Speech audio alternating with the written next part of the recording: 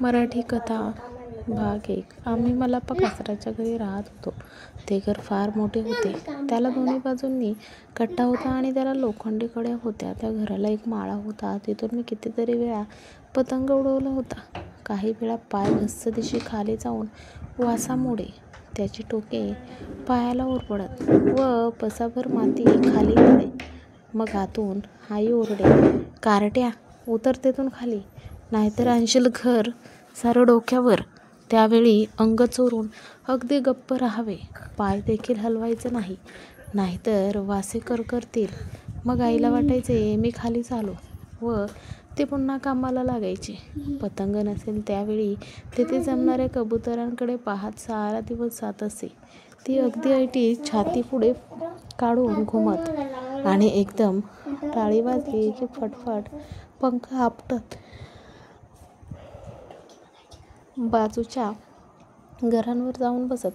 आमच्या परसात चाफ्याचे झाड फार मोठे होते आणि त्याच्या बाजूला गाडीगाड्यांच्या अंगाचे शेवग्याचे झाड होते. नाना कधीतरी लवकर उठून शेवग्याची फुले काढत, कारण आईला त्यांची आमटी फार आवडे. मल्लाप्पा आम्हाला एक शेंग काढून द्यायचा नाही, परंतु त्या झाडावर डिंकाचे पांढरे तांबडे गोळे तयार होत. ते मी त्यांची नजर चुकून एका काड्याच्या पेटीत भरून ठेवत असे. त्याची एक गोळी करून कोणाच्या तरी पाठीला चिटकवली की शाळेत आम्हाला संध्याकाळपर्यंत हसू आवरत नसे. टोपीच्या मागे कागदाचा तुकडा अडकवून शिवाजी शिवाजी म्हणून सगळेच ओरडत. पण या गोळ्यांची गंमत निराळी. दुसऱ्या कुणाच्या घरी शेवग्याचे झाड नव्हते, त्यामुळे डिंकाच्या गोळ्या दिल्या की मला पेन्सिल मिळत. एखाद्या वेळी तर मोराचे पीसही मिळे. एखाद्या विहिरीत एक कासव सुद्धा होते, पण मी ते कधी पाहिले नव्हते, कारण कृष्णेचे पांढरेशुभ्र हरिणासारखे वासरू उड्या मारत मारत त्या विहिरीत पडून मेले. तेव्हापासून आई मला विहिरीकडे जाऊच देत नसे. "कारट्या, विहिरीत डोकं घातलंस तर हाडं सैल करून ठेवील बघ." पण एकदा पाणी ओढत असता सुम्मीने मला हळूच बोलावले व आत दाखवले. पण मला कासव तर जाऊ दे, पण पाणीही दिसले नाही. पण ती आत गेलेली विहीर पाहून मात्र मी घाबरून गेलो. कुणाला तरी गिळायचे असल्याप्रमाणे विहिरीने तोंड जास्तच मोठे केले असे मला वाटले व मी सुम्मीला एकदम चिटकून उभे राहिलो. दोन हातात धरून सुम्मी तशीच राहिली आणि हसू लागली. ती हसली की देव्हाऱ्यावरच्या पितळी तोरणांचे घुंगरू वाजल्यासारखे वाटे. आई तर म्हणे, "कार्टी हसत नाही तर गळ्याने नाचते आणि सारखे नाचतेच नाचते." अनेकदा आईने धपाटा दिला की पाठ चोळत मी कोपऱ्यात जाऊन बसे. कुणाशी बोलायचे नाही, जेवायचे नाही असे ठरवून मी गाठोडे होऊन बसे. पण सुम्मीने येऊन पाठीवरून हात फिरवला आणि ती हसली की का कुणास ठाऊक, एकदम मला वाटू लागे, मारले तर मारले आईने. अगं, काही फाटले नाही. निदान गुळाचा खडा तरी मिळाला की नाही खायला. दोर धरूनच सुम्मी हसत राहिली आणि म्हणाली, "आहा, बघा भागोबाई, विहिरीला घाबरतोय. ती काय गिळते की काय तुला?" संध्याकाळी नाना कचेरीतून परतताना कोपऱ्यावर मल्हारीच्या दुकानाजवळ आले की मला माळांवरून दिसत. येताना ते धोतराच्या सोग्यातूनच आणादोन आण्याची भाजी आणत. आम्ही वांग्याची भाजी खाऊन खाऊन कंटाळलो होतो, पण नानांनी भाजी आणली की ते वांगीच आणत. मग ते एक एक जांभळे गुळगुळीत वांगे आईपुढे ठेवत व चुटकी वाजवत म्हणत, "वा, आज काय सुरेख वांगी मिळाली. आता भरल्या वांग्याची भाजी कर, फार दिवस झाले खाऊन." मग आई म्हणायची, "फार दिवस कसले, डोंबलं, गेल्याच आठवड्यात 4दा झाली की."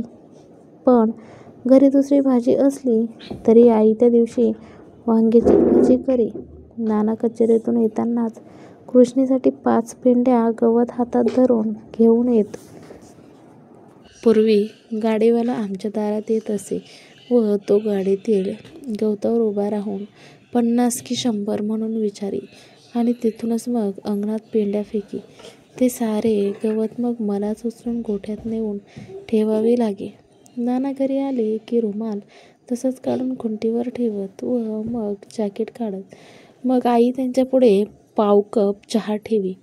नाना नेहमी पाव कपच चहा घेत, पण 10-12 वेळा घेत आणि कपाला पेला म्हणत. त्यांनी पेला म्हटले की मी आणि सुम्मी एकमेकांना डिवचून खूप हसत राहायचो. आई पोहे लावत असली तर कधी मला त्यात हात घालू देत नसे, पण नाना मात्र पोहे लावत असतानाच खात. उजव्या हाताने पोह्यांचा वास घेऊन ते डाव्या हातावर ठेवत व मग तेथून ते तोंडात टाकत. आई म्हणे, हे काय लहान मुलांसारखं, घरात काही ताटल्या नाहीत की काय? मग नाना हात झाडत बरं राहिलं म्हणत व मग सोफ्यात किंवा कृष्णीकडे एक फेरी टाकत.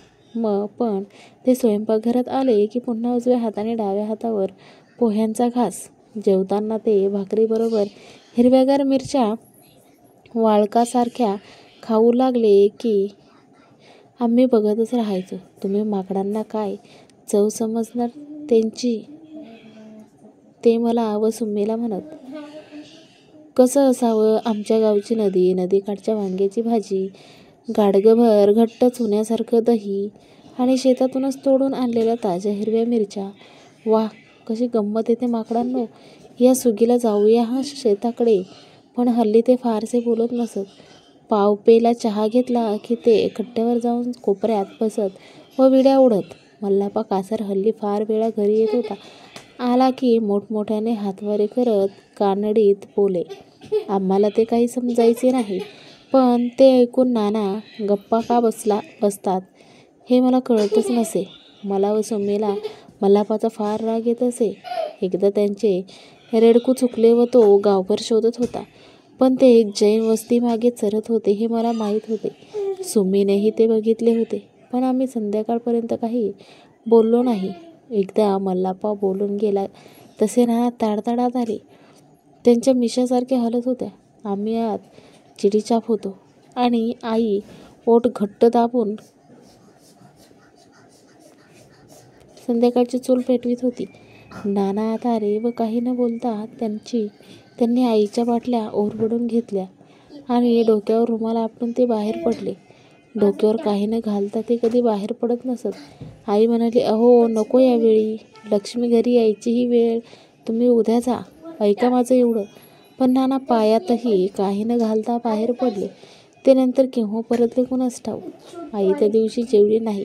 सुम्मी इतकी सारखी खिदळायची, पण तीही अगदी मुकाट होती. तिने आपले दही मला दिले आणि त्या दिवशी भाताला भाकरीला मला अगदी मनाजोगे खूप दही मिळाले. मग आम्ही दुसरे घर शोधले, पण आमच्या घरी गाय आहे म्हणताच कुणी घर द्यायला तयार होईनात. कृष्णी आता दूध देत नव्हती, पण ती माझ्या लहानपणापासूनच आमच्या घरी होती. 10 वाजता लंगडा बाबू गुराखी येऊन तिला सोडून चारायला घेऊन जात असे व संध्याकाळी तिला मारुतीच्या देवळापर्यंत आणून पोहोचवत असे. गोठ्यात जायचे म्हणजे तिला सारे घर ओलांडून जावे लागे असे, पण वाटेत कधी तांदळाचे सूप किंवा भाजीची बुट्टी असली तरी ती कधी तोंड घालायची नाही. आई तर मला राहून राहून म्हणे, बघ कार्ट्या, ते मुकं जनावर असून शहाणा आहे, नाहीतर तू कुठं खोबरे खा, कुठं आमसोल खा, असं सारखं चरत असतोस. खादाड भटजी. कृष्णी गोठ्यात जाऊन गप्प उभी राहत असे. मग रात्री केव्हा तरी नाना तिला धावे अडकवत असत. मला पुष्कळदा वाटे, छान, आता धावे नाही, काही नाही. मग कृष्णी पळून का जात नाही? रात्री तिला गवत टाकायला नाना हातात कंदील घेऊन गेले की तिच्या डोळ्यांवर प्रकाश पडून ते सोनेरी भिंगाप्रमाणे चमकत. तिच्या कपाळावर पिंगळापान होतं व नाक केळीच्या सालीसारखे मऊ होते. तिच्यापुढे काहीतरी खायला पुढे केले की ती हातभर जीभ बाहेर काढून बोटांनाही लावायची आणि मग माझ्या अंगावर गमतीचा काटा उभा राहत असे. 4-6 ठिकाणी लोकांनी तिच्यामुळे घर देत नाही म्हणून सांगितले. नाना घरी आल्यावर ते सगळ्या लोकांना रागाने शिव्या देत. आई गप्प बसे. पण एकदा ती भीत म्हणाली, आता घरच मिळणार नसेल तर करायचं काय? पाठवून देऊया का तिला आपल्या एखाद्या रयताकडे? नाना त्यावेळी जेवत होते. मागचा भात होईपर्यंत ते काही बोलले नाही. उठताना त्यांनी हातावर ताक घेतले व हात धुवायला जाताना ते म्हणाले, हो, पाठवून देऊया की तिला खेड्यावर. आज तिला पाठव आणि उद्या मलाही पाठवून दे. नानांनी देखील खेड्यात कशाला जायचे हे मला समजेना. मी आईला म्हटलं, तू नानांना खेड्यात पाठवणार आणि मग मला देखील.